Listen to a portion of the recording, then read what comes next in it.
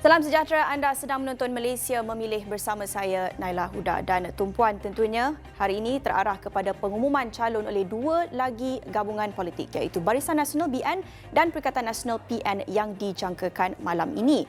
Dan kita lihat bermulalah semalam sejak beberapa hari lepas hinggalah hari ini semakin banyak desas-desus dan juga banyak spekulasi mengenai siapa yang akan bertanding, siapa yang tidak bertanding. Khususnya kita melihat kepada beberapa nama-nama besar. Begitu banyak spekulasi yang kita lihat terutamanya di media sosial ketika ini. Dan daripada pengumuman pada malam ini, kita sebenarnya dah boleh narrow down dan beri tumpuan, beri fokus kepada beberapa kerusi panas atau hot seat yang mungkin akan menyaksikan beberapa pertembungan dan persaingan sengit. Jadi untuk pengumuman calon malam ini, kami akan bawakan perkembangannya dari semasa ke semasa. Tapi setakat ini masih belum lagi ada sebarang pengesahan, belum ada lagi senarai rasmi. Apa yang kita dah tahu dan apa yang telah pun disahkan setakat ini adalah siapa calon Perdana Menteri bagi gabungan politik utama ini. Namun antara calon-calon Perdana Menteri yang sudah pun kita lihat nama-nama yang telah pun diketengahkan, siapa sebenarnya yang menjadi pilihan rakyat, pilihan pengundi ketika ini. Suka untuk saya kongsikan beberapa hasil tinjauan daripada tiga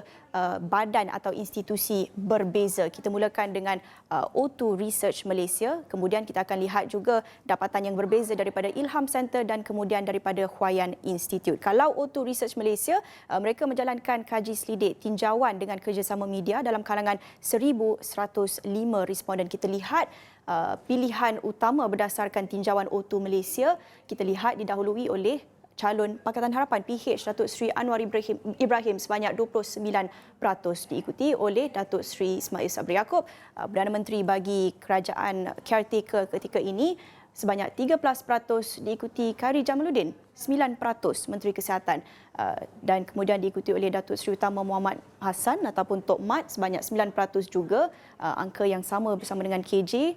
Rafizi Ramli 7%, Datuk Seri Najib Tun Razak 7%, diikuti Tan Sri Muhyiddin Yassin 5%, itu calon Perdana Menteri yang diketengahkan oleh Perikatan Nasional PN, diikuti Tan Sri Abdul Hadi Awang 5%, sama juga dengan Nurul Izzah Anwar 5%, Datuk Seri Syamuddin 4%, Tun Dr. Mahathir Mohamad iaitu calon yang sebelum ini kalau media tanyakan kepada Gerakan Tanah Air GTA, mereka terbuka kepada pilihan Tun Dr. Mahathir sebagai calon Perdana Menteri untuk PR2015 dan akhir sekali Datuk Seri Syafiee Abdal sebanyak 2% sama bersama dengan Tun M. Ini dapatan daripada O2 Malaysia. Tapi kalau kita nak lihat dapatan yang sedikit berbeza daripada Ilham Center dalam kalangan 1,622 responden. Kalau kita lihat dalam kalangan nama-nama yang diketengahkan ini nama-nama calon Perdana Menteri, tetapi kalau kita nak lihat sebenarnya mana yang paling tinggi, kenyataan atau jawapan yang paling tinggi direkodkan daripada responden Ilham Center 21% sebenarnya tak kisah. Diikuti atasnya juga lain-lain, mungkin mereka ingin lihat nama lain dicalonkan sebagai calon Perdana Menteri sebanyak 12%. Tapi kalau kita lihat nama-nama yang sudah pun diketengahkan, paling tinggi mendapatkan persetujuan daripada responden oleh Ilham Center, 19% direkodkan untuk Datuk Seri Ismail Sabri Yaakob, diikuti calon PN Muhyiddin Yassin 13%, Najib Razak 11%, Anwar Ibrahim sama juga 11%, itu calon PH, diikuti beberapa nama lain yang sebelum ini tidak diketengahkan tetapi mungkin menjadi pilihan bagi sesetengah pengundi. KJ sebanyak 4%, Tok Mat sebanyak 4% sama, dan juga Abdul Hadi Awang 4% sama, diikuti oleh beberapa lagi nama lain, Rafizi Ramli 1% dan juga Ahmad Zahid Hamidi 0%. Ini dapatan yang jelas berbeza daripada dengan kajian oleh O2 Research sebentar tadi. Ilham Center sedikit berbeza dan juga menunjukkan kenyataan dan jawapan yang berbeza daripada responden mengikut kaum. Kalau kita lihat antara Melayu dan Cina juga cukup berbeza. Misalnya kalau kita lihat bar yang warna biru pekat ini 19% paling tinggi dalam kalangan responden Melayu iaitu sebanyak 23%, dan paling rendah Anwar Ibrahim sebanyak 8% bagi responden berbangsa Melayu, diikuti oleh pengundi ataupun sentimen dalam kalangan pengundi Cina. Cukup berbeza, drastik perbezaannya, 24% bersetuju pilihan mereka adalah Datuk Seri Anwar Ibrahim, diikuti oleh warna merah Najib Razak 9% dan juga Muhyiddin Yassin 9%, dan paling rendah Ismail Sabri Yaakob. Berbeza antara kaum ini antara dapatan daripada Ilham Center. Dan ada satu lagi juga tinjauan yang dijalankan oleh Huayan Institute. Ini melihat khususnya kepada sentimen pengundi China. Kalau kita lihat Huayan Institute ini, mereka menjalankan kajian dalam kalangan 2,354 responden. Ini dijalankan secara bersemuka, face to face, dan juga ada juga dijalankan secara dalam talian. Kalau kita lihat juga berbeza daripada dua kajian yang dijalankan sebelum ini. Tentunya ini melihat kepada khususnya pengundi China. Kalau kita nak bandingkan sebentar tadi, kalau kita lihat paling tinggi dalam kalangan pengundi China, paling tinggi bersetuju Anwar Ibrahim, pilihan mereka sebagai calon Perdana Menteri, iaitu sebanyak 24%. Dan kita bandingkan juga dengan dapatan oleh Huayan Institute. Mereka juga bersetuju Datuk Seri Anwar Ibrahim mendapat respon tertinggi pilihan calon Perdana Menteri yang diketengahkan oleh PH, iaitu sebanyak 20.01%, diikuti KJ sebanyak 18.56%, hampir sama dengan Nurul Izzah 18.52% di nombor ketiga, diikuti Rafizi Ramli 13.89%, lain-lain 11%, dan juga ada beberapa nama-nama lain. Kalau nak dibandingkan dengan dapatan tadi yang rata-rata mendapatkan respon yang agak tinggi untuk Datuk Seri Ismail Sabri Yaakob, bagi sentimen pengundi China agak rendah 2.51%. Ini dapatan daripada Huayan Institute. Tentunya menarik untuk kita lihat tiga-tiga gabungan politik utama ini daripada PN, BN dan juga PH. Dapatan yang cukup berbeza antara pengundi mengikut kepada kaum, mengikut kepada kawasan, mengikut kepada umur juga berbeza.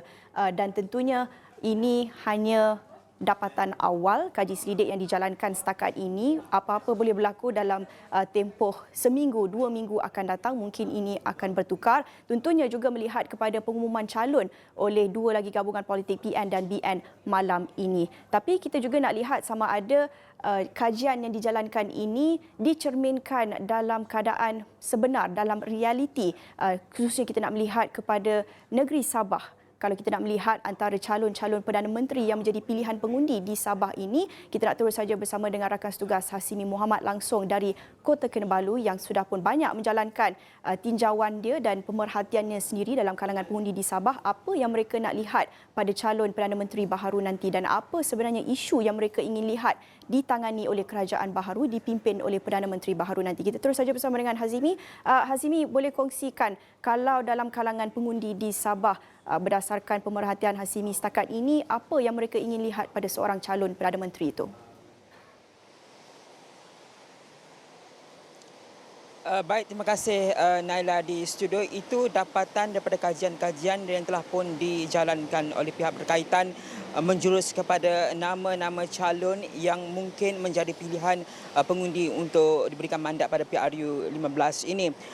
Namun kalau kita melihat secara lebih dasar di Sabah ini, kalau lihat pada Jabatan Perangkaan Malaysia sebelum ini telah pun mengategorikan 8 daerah di Sabah ini sebagai antara daerah termiskin di Malaysia. Kalau saya boleh sebut antaranya Tongot, Pitas, Telupik, Beluran, Kota Marudu, Kota Belud dan Nambawan. Jadi bagaimana kita melihat kepada kategori ini, daerah-daerah termiskin ini akan dicerminkan oleh calon-calon semana yang antaranya pilihan pengundi ataupun responden itu terhadap calon-calon PRU ataupun calon PM pada PRU 15 ini.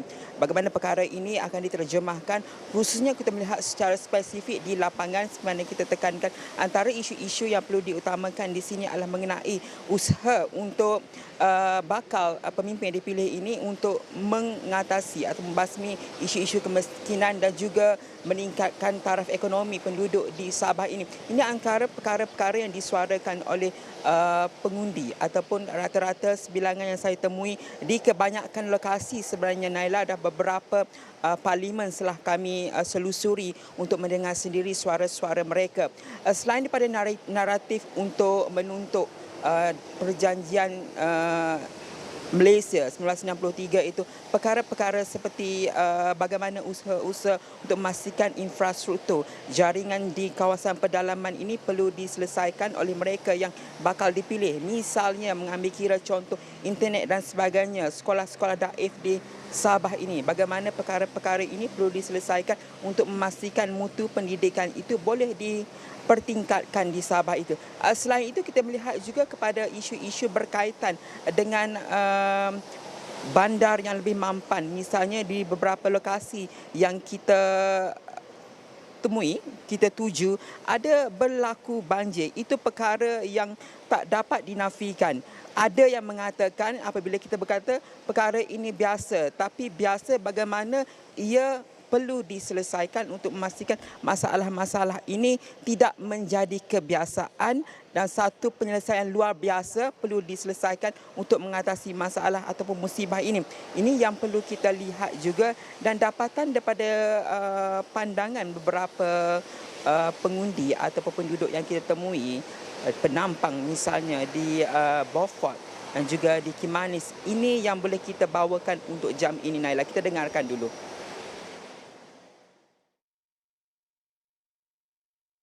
Kalau bagi saya, kalau boleh yang dengar suara rakyat, yang apa yang rakyat suarakan, itu yang diorang buat tindakan, penambahbaikan jalan kah, ataupun untuk naikkan gaji, macam kalau yang bekerja naikkan gaji. Saya minta pihak atasan minta ini barang-barangan dikurangkan. Ini seperti yang pendapatan yang kampung itu bagaimana? Membelikan barang-barang benda yang maksud saya yang mahal sangat. Jadi saya minta pihak kerjaan untuk kasih rendahlah barang-barang harga barang-barangan itu. Begitu juga tahun demi asal pemerintahan akan datang mereka berjanji tapi tidak akan dilaksanakan. Begitu juga harap ini tahun dapat memberi pertolongan pada kami lah agar barangan dikurangkan. Saya kira rancangan pembangunan ekonomi yang lebih jelas itu adalah tepat untuk memastikan bahawa bakal-bakal ataupun mereka yang diberikan mandat ini boleh mengutamakan suara mereka di Sabah ini. Di mana kalau lokasi saya berlintas langsung ini, di belakang saya ini deretan bas henti-henti yang menunggu penumpang berjam-jam sebenarnya. Kita juga telah pun menyuarakan atau menyiarkan laporan tersebut. Bagaimana perkara-perkara ini perlu diteliti oleh mereka untuk memastikan bahawa nasib-nasib individu kumpulan ini seperti pemandu bas henti-henti ini terbela. Kerana kita lihat bahawa Sabah ini unik. Bukan sahaja dari segi geografinya, dari segi keunikan sudut pelancongan, juga perlu dinaikkan. Sabah negeri yang kaya, bagaimana perkara ini perlu ditekankan, Naila. Hasimi, sebentar tadi saya ada bentangkan di skrin sesentuh ini mengenai dengan antara nama-nama calon Perdana Menteri yang menjadi pilihan pengundi itu berdasarkan tinjauan oleh beberapa badan penyelidikan, O2 Research, Ilham Center dan Huayan Institute. Cukup berbeza dapatannya. Tapi kalau berdasarkan pemerhatian Hasimi, Hasimi sempat berbual dengan beberapa pengundi di Sabah di sana. Melihat kepada nama-nama yang diketengahkan ini, adakah mereka masih mengambil kira calon-calon Perdana Menteri yang diketengahkan oleh gabungan politik, terutamanya melihat kepada politik di Semenanjung, ataupun adakah mereka melihat lebih kepada isu-isu tempatan dan calon-calon di kawasan tempatan mereka? Mereka mungkin kurang mengambil kisah atau kurang mengambil kira sebagai pertimbangan calon Perdana Menteri yang diketengahkan gabungan politik utama ini yang kita boleh katakan agak Semenanjung sentrik.